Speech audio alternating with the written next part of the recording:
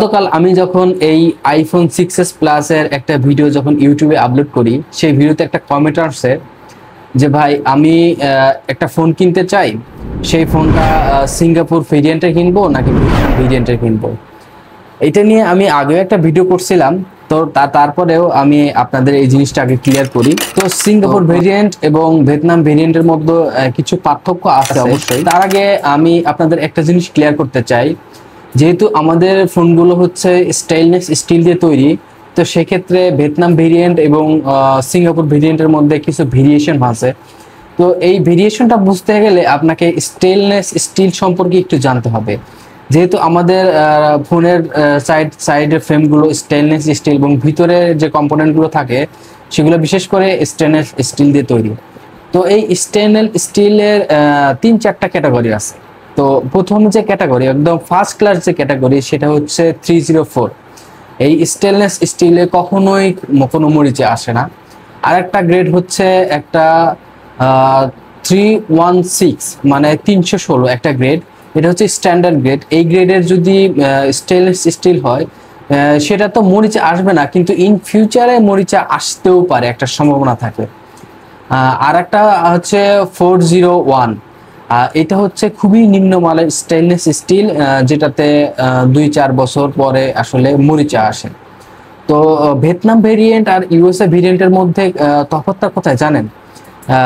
Singapore ভেরিয়েন্টের মধ্যে আপনার ব্যবহার করা হয় স্টেইনলেস স্টিল 304, মানে একদম প্রথম ক্যাটাগরির স্টেইনলেস স্টিল। আর ভিয়েতনাম ভেরিয়েন্টে ব্যবহার করা হয় 316, মানে 316 এই ক্যাটাগরির একটা স্টেইনলেস স্টিল ব্যবহার করা হয়। এর মানে এই না যে ভিয়েতনাম ভেরিয়েন্টে জং চলে আসবে, তবে এটা বিশেষ করে লং টার্ম ইউজের জন্য আমি মনে করব যে এই ফোনগুলো সিঙ্গাপুর ভেরিয়েন্টের নেওয়া উচিত। বিশেষ করে ইউএসএ, সিঙ্গাপুর, কানাডান, জাপান, এই ফোনগুলো হচ্ছে বিশেষ করে ভালো কোয়ালিটির স্টেইনলেস স্টিল এবং ভালো কোয়ালিটির গ্লাস ব্যবহার করা হয়।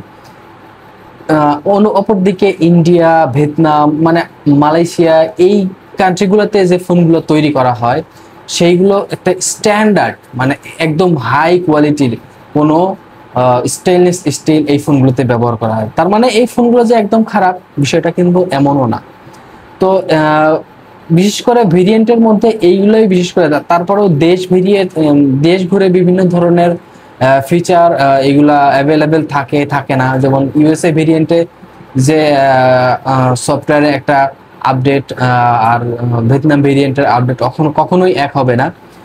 বিশেষ করে দেখেন আমাদের দেশে যে ফোনগুলো আছে সেগুলোতে দেখবেন কার ক্র্যাশিং নামের একটা অপশন আছে, সেফটি ফিচার আছে। যদি কখনো দুইটা কার ক্র্যাশিং করে, তো সেক্ষেত্রে আপনার যে একটা ফিচার আছে মোবাইলে, আপনার অটোমেটিক্যালি আত্মীয় স্বজনের কাছে আপনার মেসেজ পৌঁছে দিবে। এই ফিচারটা কিন্তু বাংলাদেশে কাজ করে না। এটাতে ইউএসএ, কানাডা, তারপরে মালয়েশিয়া, তারপরে হচ্ছে জাপান, সিঙ্গাপুর, এই দেশগুলোতে কিন্তু এইগুলা হচ্ছে সাপোর্ট করে, কিন্তু বাংলাদেশে এই ফিচারটা কিন্তু সাপোর্ট করে না। সেক্ষেত্রে ভেরিয়েন্টের উপর কিছুটা ভেরি করে। তো আপনারা যখন ফোনগুলো কিনবেন তো অবশ্যই চেষ্টা করবেন সিঙ্গাপুর, ইউএসএ, বিশেষ করে ইউএসএ হইলে সব থেকে বেশি সেভ হয়। ইউএসএ ফোনটা কিনলে আপনার সব ধরনের ফিচার এবং সব ধরনের আপডেট এই ফোনগুলোতে পেয়ে যাবেন। তো আশা করি আমি বুঝাইতে পারছি যে কোন ভেরিয়েন্টের ফোনগুলো কিনলে কি হবে। তো ভিডিওটা ভালো লাগলে অবশ্যই লাইক এবং কমেন্ট শেয়ার করে পাশে থাকবেন। দেখা হচ্ছে নেক্সট কোনো ভিডিওতে। আল্লাহ হাফেজ।